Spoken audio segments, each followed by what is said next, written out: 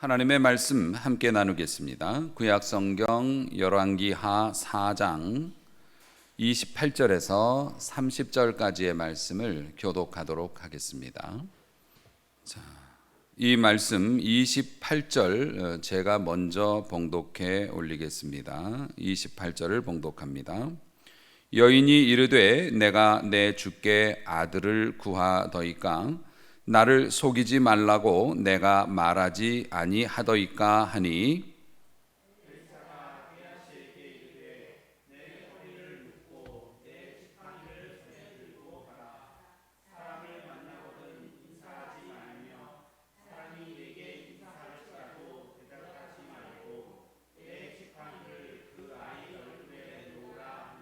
함께 읽습니다. 아이의 어머니가 이르되 여호와께서 살아계심과 당신의 영혼이 살아계심을 두고 맹세하노니 내가 당신을 떠나지 아니하리이다. 엘리사가 이에 일어나 여인을 따라가니라. 아멘. 아멘. 우리 사랑하는 성도 여러분, 또 가정에서 예배 드리는 귀한 가족 여러분, 주의 이름으로 축복과 평안을 빕니다. 요즘의 삶이 불완전하고 또 여러 가지 문제가 있지만 그러나 그 속에서도 하나님께서 우리에게 건강을 주셨고 또 힘을 주셔서 또 이렇게 우리가 지냅니다. 때가 되면 곧 이 모든 것들이 정상으로 돌아오겠고요. 그리고 그동안 또 열심히 경건생활 하신 분들 하나님의 은혜로 그 정상적인 삶 속에서 많은 열매를 거두게 될 줄로 믿습니다. 요즘 꽃이 많이 피는데요. 우리나라에 있는 꽃 중에 개난초라고 하는 그런 꽃이 있습니다. 이 꽃이 다른 꽃과는 좀 다른 특별한 점이 있는데요. 이 꽃은 꽃이 피면 필 때는 잎이 없고 또 잎사귀가 이렇게 나오면 꽃이 없어지는 거예요. 보통 꽃과 잎사귀가 같이 있는데 꽃은 잎을 보고 싶은데 못 보고 잎은 꽃을 보고 싶은데 못 봐. 그래서 서로 생각을 한다. 그래서 옛날 분들이 참 그 멋이 있어요. 이름을 상사화라고 지었어요. 상사화. 서로가 생각한다는 거예요. 생각하는 꽃. 그래, 그 상사화라는 이름의 노래도 있어요. 제가 좋아하는 젊은 가수가 있는데 그 가수가 상사화라는 노래를 만들어서 드라마의 OST로 쓰이기도 했고 요즘에는 뭐 다른 프로그램에서 그 노래를 이렇게 리메이킹해서 부르시는 분들이 좀 있더라고요. 저도 그 노래 참 좋아하는데 그 가사가 대략 이렇습니다. 사랑이 왜 이리 고된가요? 아멘 하지 마세요. 나만 이런가요? 사랑이 왜 이렇게 아픈가요? 이게 맞는 건가요? 나만 이런가요? 뭐 그 뒤에 가사는 생략하도록 하겠습니다만 저는 처음에 이 가사의 첫 소절을 듣고 사랑이 왜 이렇게 아프고 고된가요? 그 나만 이런 건가요? 이게 맞는 건가요? 이런 가사를 들으면서 참 애절한 사랑의 노래다. 그런데 제가 그 가수에게 관심을 갖고 좀 이렇게 보다 보니까 이게 연인들의 사랑 노래가 아니더라고요. 이게 부모와 자식 간의 사랑을 노래한 그 노래였더군요. 보니까 사람들은 이거를 이제 뭐 연인 간의 어떤 그런 걸로 생각하고 노래를 부르기도 하지만 원래 이제 원작자는 부모와 자식의 사랑에 대해서 그것을 이제 표현을 한 곡이라고 해요. 그렇게 생각을 하고 가사를 다시 들어보면은 그 가사의 의미가 좀 다르게 들려요. 부모가 자식을, 철없는 자식을 기르면서 이렇게 노래를 하는 거예요. 사랑이 왜 이렇게 아픈 건가? 이게 맞는 건가?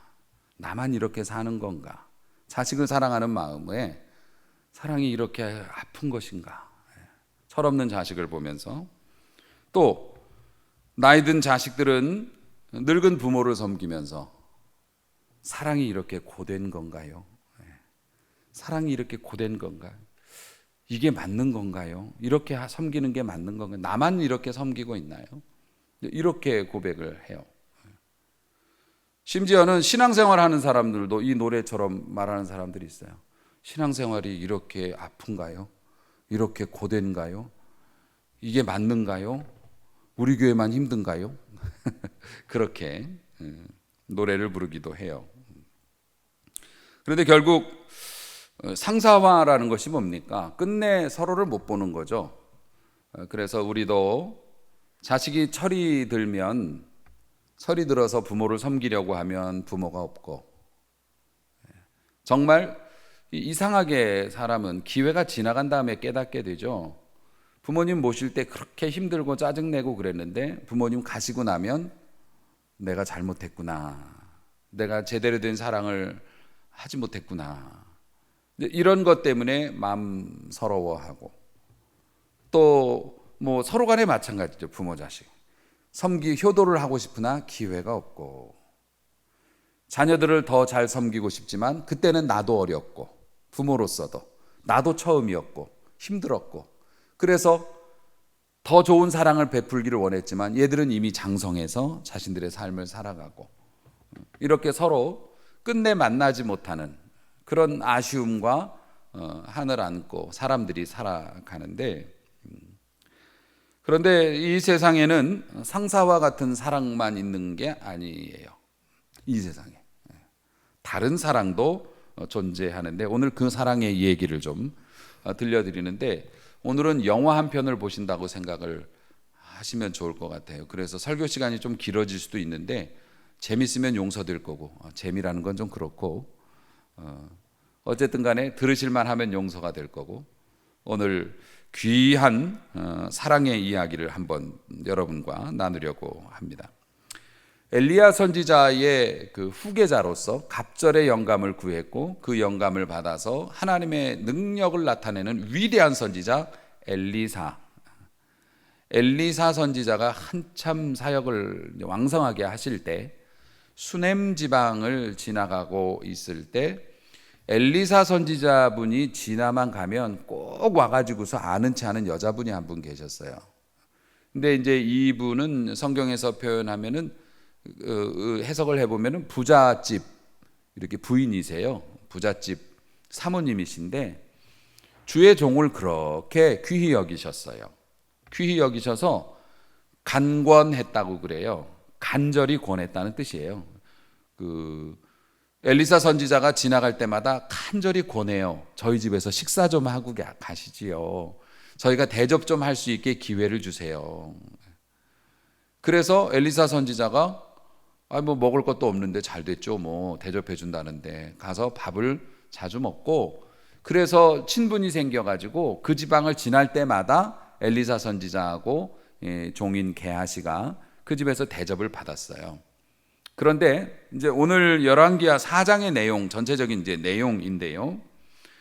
그 9절에 보니까 이 사모님이 그 헌신을 더 하고 싶은 마음에 자기 남편한테 그 얘기를 하면서, 우리 집에 이렇게 가끔 오시는 귀한 주의 종이 계신데 그분이 항상 먼 여행을 하시는 분이라서 쉴 곳이 필요하니까 그분이 이 지역을 지날 때 우리가 집에서 모시면 어떨까요? 해서 방을 하나 마련을 해줬어요.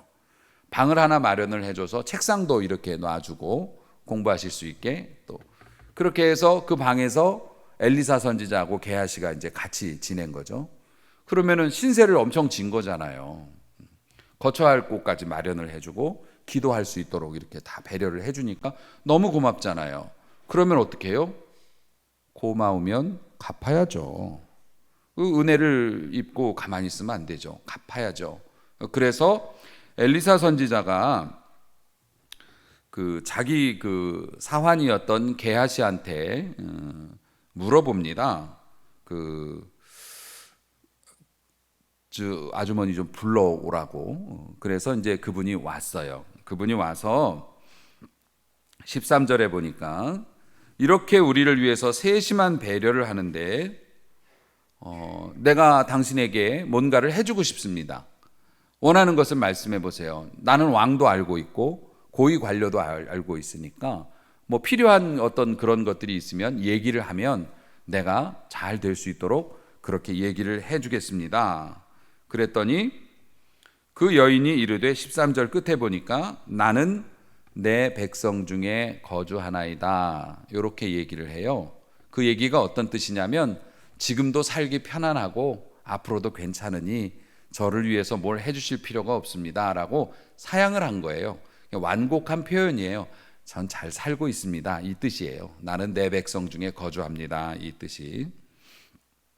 그러니까 엘리사가 좀 당황하잖아요.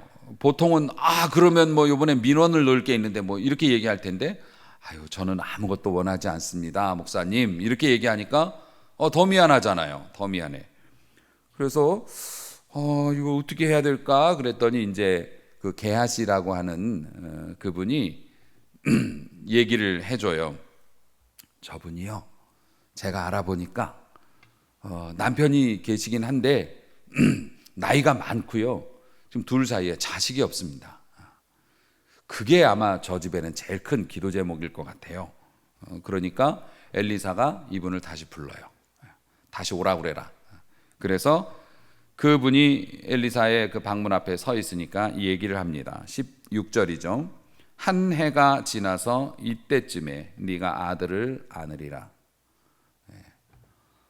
자식이 없었고 네 남편이, 성경에 그런 얘기들 많이 나오잖아요.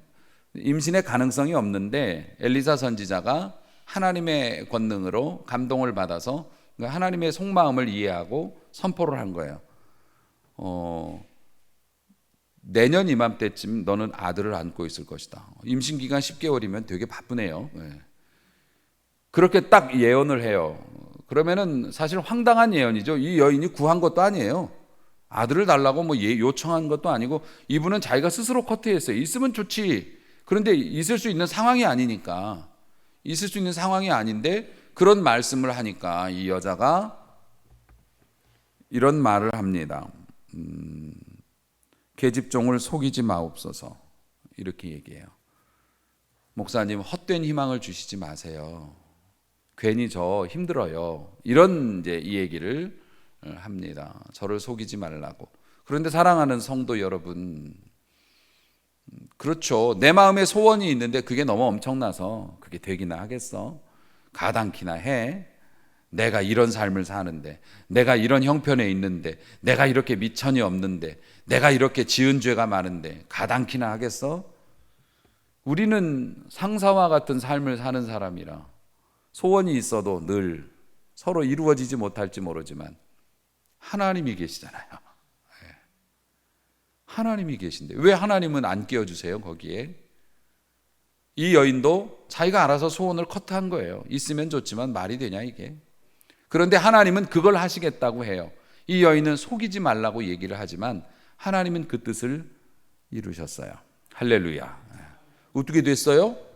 당연히 아기가 생겼고 아기를 갖게 됐죠. 여기서 끝나면 얼마나 좋아요. 우리 신앙인들 그렇잖아요. 하나님 앞에 축복 달라고 기도해서 하나님께서 귀한 축복 주셔서 그거 먹고 딱 떨어지면 얼마나 좋아. 차라리 안 받았으면 더 좋았을 뻔한 상황이 생겼어요. 우리도 가끔 그런 일 있죠. 그 아이가 성장을 해. 2-3살쯤 된 것 같아요. 이렇게 보니까 여러 가지 정황으로 봐서 엄마 무릎에 앉아 있고 그게 애가 뛰놀고 이러는 걸 보면 2-3살 정도 됐을 때 아버지가 추수하는 곳에 따라 나갔는데 머리가 아프다고 자꾸 그래요. 아이고 머리야, 아이고 머리야, 그런데요. 그래서 아버지가 내 머리야, 내 머리야 19절에 그렇게 하니까 아버지가 사원에게 시켜서 엄마한테 데리고 가라.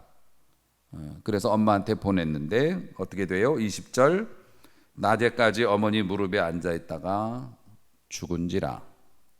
애가 죽었어요.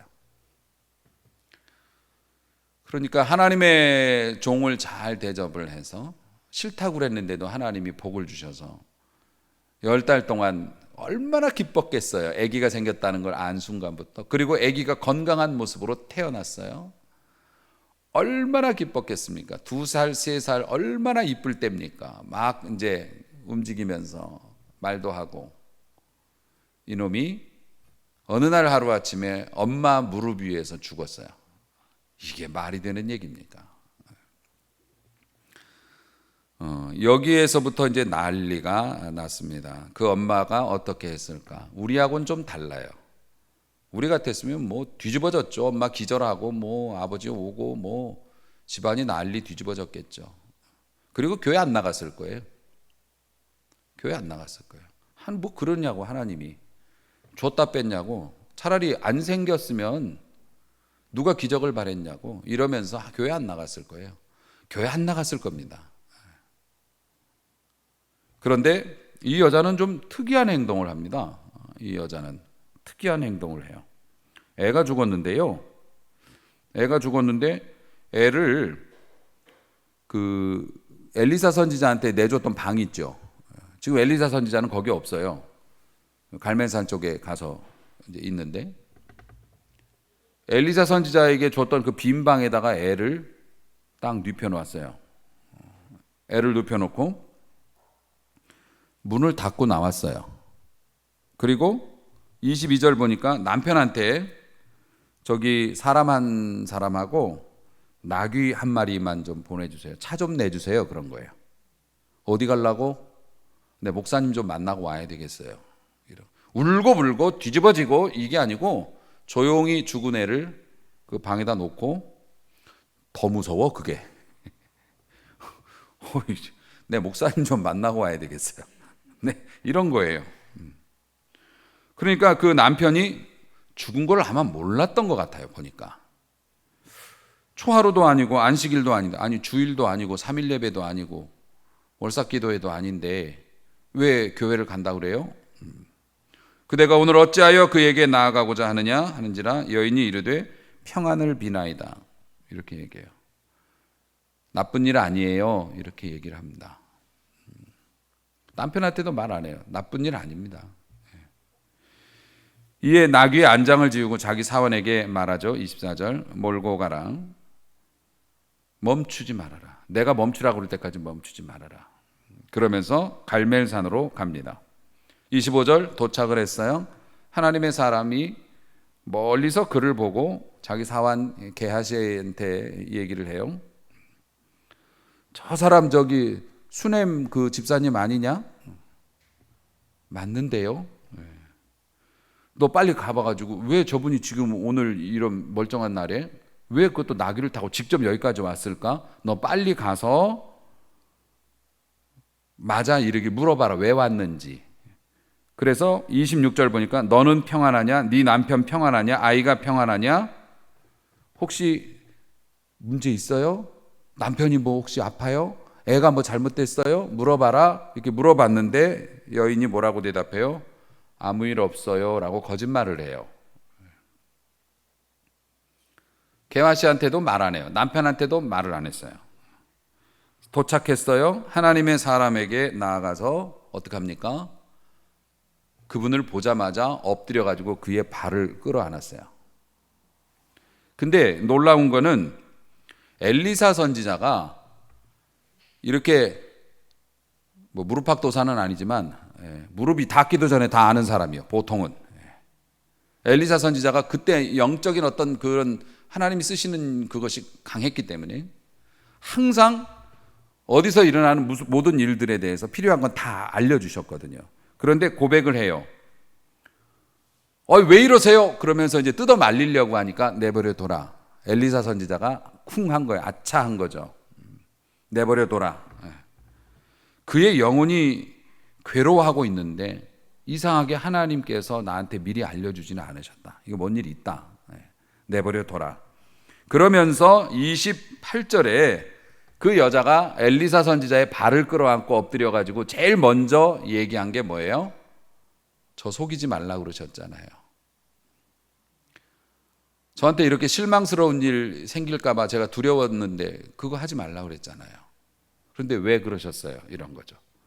왜 하나님의 기적을 나에게 줘서 내가 잃어버릴까 봐 두려워서 그런 거 하지 말라고 그랬는데 왜 하나님의 은혜를 나에게 줘서 왜 자식을 주어서 그 자식 때문에 행복했고 그런데 만나지 못할 이런 상황까지 왜 이렇게 만들었습니까? 엘리사가 그 여인에게 아니 그게 아니고요, 잠깐만 진정해 보시고 차 한잔 하시고 그런 말도 안 했습니다. 믿는 사람들이 항상 우리가 어떤 어려움이 생겼을 때 배워야 될 내용들이 오늘 굉장히 많이 나와요. 이게 내용이 길어서 짧은 이 시간에 다 의미를 설명하기는 어렵지만, 믿는 사람들이 하나님께서 주시는 감동은 즉시 따르는 게 굉장히 중요해요. 이 여자도 뭡니까? 내가 울까? 뒤집어질까? 기절할까? 아니요. 내가 주의 종에게 가서 따져야겠다. 하나님 앞에 따져야겠다. 그 얘기는 지금 이 여자는 왜 왔을까요? 살려내라고. 그런 적을 들은 적도 없고 그런 거를 경험한 적도 없고, 가능성이 없는 애기 주셨으면 죽은 애기도 살릴 수 있을 거 아니야. 나 하나님한테 가서 얘기할 거야. 주신 분이 하나님이신데 또 주실 수도 있어. 그러고 간 거예요. 그런 마음의 결단이 있었던 거예요. 남편 눈치 안 보고 주변 눈치 안 보고 나중에 독한 지 자식이 죽었는데도 눈물도 안 흘리고 방에다 몰래 숨겨놓고 목사님한테 가? 이런 소리 두려워하지 않았어요. 자기가 믿음으로 결정했어요. 갔어요. 엘리사 같은 경우에도 그 얘기를 딱 들으니까 애가 죽었다는 거예요. 내가 속이지 말라고 그랬는데 왜 하나님 나에게 이런 시련을 줍니까? 이러니까 엘리사가 아니 그게 아니고요, 이렇게 얘기하지도 않았어요.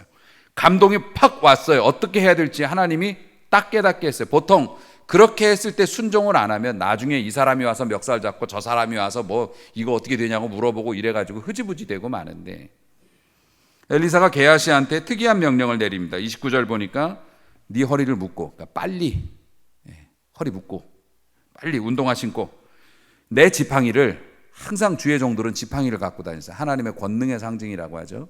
그 지팡이를 손에 들고 뛰어. 사람 만나도 인사하지도 말고 시간 중간에서 허비하지 말고, 그쪽에서 어디 가요? 그래도 대답도 하지 말고 그냥 뛰어. 가능한 한 빨리 가서 어떻게 해요? 내 지팡이를 그 아이 얼굴에다가 올려놔라. 이건 또 뭡니까? 지팡이를 왜 올려놓습니까? 애기 얼굴에다가 지팡이를 올려놓으래요. 아마 이런 거예요. 엘리사 선지자가 거기까지 가는데도 시간이 좀 걸릴 거 아닙니까? 5분 10분에 갈 수 있는 거리가 아니니까. 거기까지 가는 동안에 사람들이 죽어있는 아기를 발견하면 어떻게 돼요? 뭐 들어다가 내놓든지 뭐 꽁꽁 싸놓든지 뭐 하든지, 사람들이 막 울고 불고 난리를 치든지 뭐 그럴 거 아닙니까? 그런 일이 일어나기 전에 아기 옮기지 말라고, 또 아기 건들지 말라고, 주변 사람들 뒤집어지지 말라고 빨리 가서 십자가부터 올려놔. 제가 지팡이를 십자가라고 말했어요. 십자가부터 올려놔. 교패부터 붙여놔. 세례부터 받아. 이거예요. 우리가 신앙적인 상징 행위를 하는 게 보통 그런 연유에서요. 여러분이 세례 받는다고 어떤 기적이 일어나는 게 아니에요. 여러분이 뭐 이상한 몸으로 변화되는 것도 아닙니다. 하지만 우리가 그런 걸 왜 합니까? 나와 다른 사람들 앞에서 나는 하나님의 사람이고 하나님을 믿을 거고 하나님의 백성입니다라고 미리 공포하는 거예요. 결혼식은 왜 합니까? 똑같잖아요. 많은 사람들 불러놓고 이제부터 우리 부부로 살 거예요. 딱 도장 찍는 거예요. 선언하는 거예요. 앞으로 우리를 부부로 대접해 주세요. 우리 그렇게 살 거예요. 우리가 교패를 붙이는 것도, 등록카드를 쓰는 것도, 세례를 받는 것도, 우리가 십자가를 붙잡는 것도 다 이런 거예요. 먼저 하나님께서 선점하실 수 있도록, 다른 것들이 틈타지 못하도록 지팡이 올려놨어요. 그래가지고 어떻게 됩니까? 당연히 아기가 엘리사의 기도를 받고 살아났어요. 완전 해피엔딩이 된 거죠. 극적인 반전이 됐어요. 근데 사실은 그 30절 말씀에 보면은 엘리사가 출발을 하기 전에 다시 말해서 게하시는 이미 출발했고 엘리사가 준비를 하는데 이 여자가 엘리사한테 이런 얘기를 합니다. 여호와의 살아계심과 내 목숨을 걸고 맹세한다 이거예요. 당신의 영혼이 살아계심을 두고 맹세하노니 내가 당신을 떠나지 아니하리이다. 이것이 여러분의 기도가 되길 주의 이름으로 축원합니다. 하나님이 살아계신다면, 하나님이 돌아가시면 몰라도 살아계신다면 저는 하나님 떠나지 않을 겁니다. 그러니까 사실 이건 협박이에요. 제가 목숨 걸고 지금 어디로 가시나 볼 거예요. 뭐 하시나 볼 거라고요. 내가 맹세하노니 당신 밀착마크할 거예요. 딴 데로 가시면 안 돼요. 우리 애한테 가셔야 되는 거예요. 이거예요. 또 다른 한편으로는 당신을 향한 믿음, 당신의 하나님을 향한 믿음을 내 목숨 걸고 지키면서 내가 버리지 않을 겁니다. 이런 뜻도 있지만 분위기상으로는 내가 맹세했고 당신을 떠나지 않고 밀착마크 할 테니까 빨리 가주세요. 이런 뜻이 됩니다. 결국 엘리사는 그 아이를 위해서 막 아이를 덮치면서 막 기도를 했어요. 성경을 보면은 막 아기를 막 온몸으로 덮어가지고서 그만큼 아주 죽기 살기로 기도했다는 거예요. 엘리사도 지금 대접 못 받을까봐, 자기가 쓰던 방 없어질까봐, 이게 지금 이 문제가 아니에요. 하나님 앞에 이 믿음으로 나온 이 여자 어떡할 거냐고 평소와 다른 기도를 했어요. 그런데 어떡합니까? 하나님이 살려주셨죠. 보통 여기까지 오면은 설교자들이 이 사건에 대해서 이제 이런 해석을 합니다. 영적인 통찰력을 가졌다. 훌륭하지 않느냐? 이 엄마가, 이 아주머니가 주의 종이 어떤 분인지를 알아봤다. 영적인 통찰력을 가지고 저희 집에 오셔서 식사하세요. 방 내드릴게요. 이거 했다. 또 욕심이 없는 여자였다. 그래서 자기 것을 막 나눠줬다. 베풀었다. 또 자족할 줄 아는 여인이었다. 소원이 있느냐? 저는 제 백성 중에 거합니다. 괜찮습니다. 더 이상 소원을 가지고 뭔가를 얻으려고 제가 하나님께 한 게 아닙니다. 그냥 감사해서 한 겁니다. 스스로 만족할 줄 아는 여인이었다. 믿음과 순종이 있는 여인이었다. 심지어는 지구력이 있는 여인이었다. 끝까지 믿음 생활하면서 우리도 그런 여인이 됩시다라고 보통 이렇게 하고서 설교가 끝났는데, 사실 생각을 한번 우리가 해보자고요. 이 아이가 어떻게 살아나게 됐어요?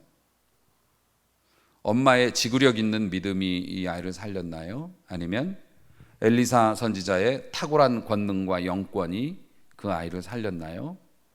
물론 그런 것들이 표현이 되기는 했지만 이 아이 누가 살린 겁니까? 하나님이 살리신 거예요. 하나님이 살리신 거예요. 엄마도 뭐 열심히 했고 엘리사 선지자도 나름 했지만 생명은 누가 다시 되돌려 주신 거예요? 하나님이 되돌려 주신 거예요. 왜 되돌려 주셨습니까? 그 사랑 때문에.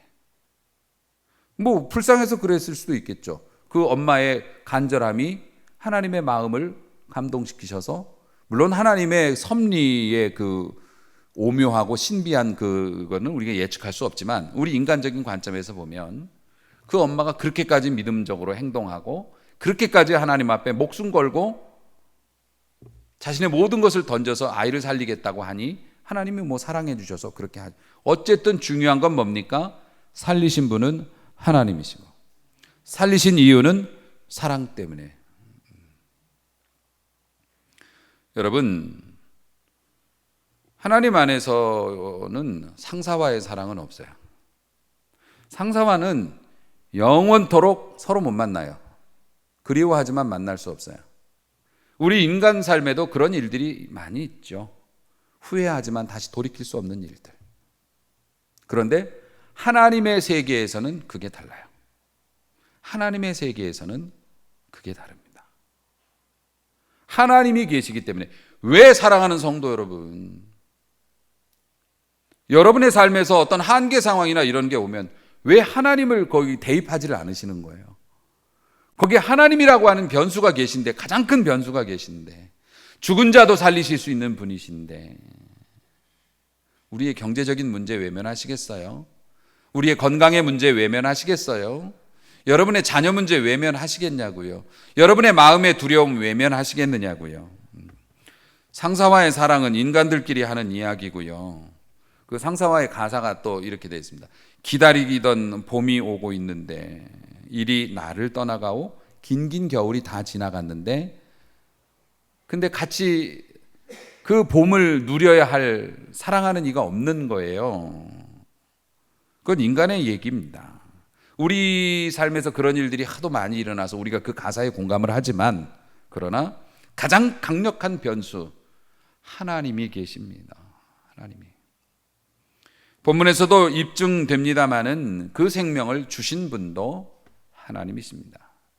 그리고 엘리사도 엄마도 아빠도 각자의 위치에서 자기의 일을 최선을 다했지만 우리의 마음 알아주시고 우리 형편 알아주시고 지켜주시고 사랑해주시는 하나님이 허락을 하셔서 이 일이 된 거고.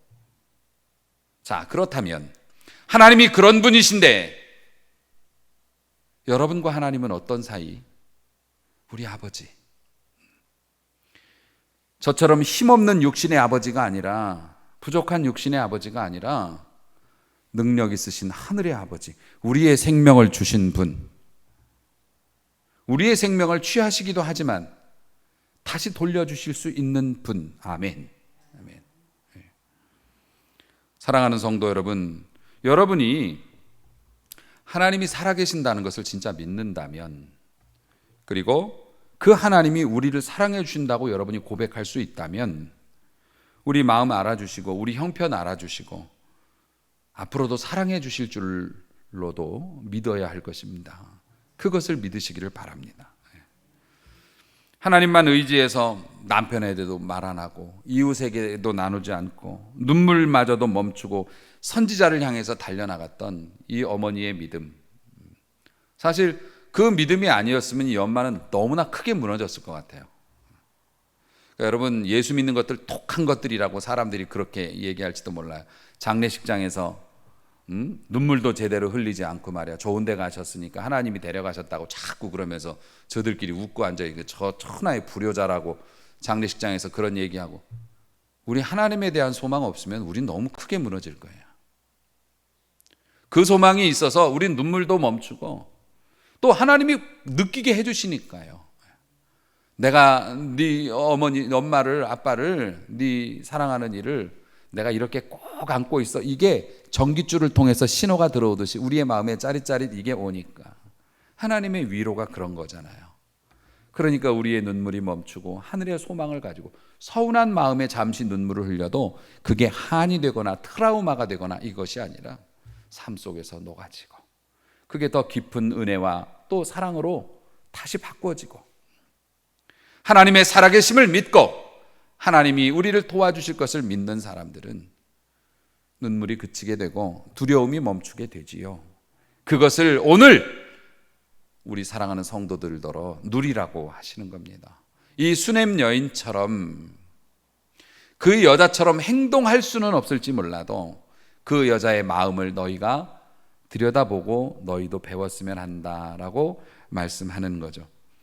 사랑하는 성도 여러분, 제 평생에 참 귀하게 또 소망하며 간직하고 있는 말씀인데요, 하나님의 사랑은 제일 중요한 거, 끊어지지 않아요. 이게 끊어지질 않아.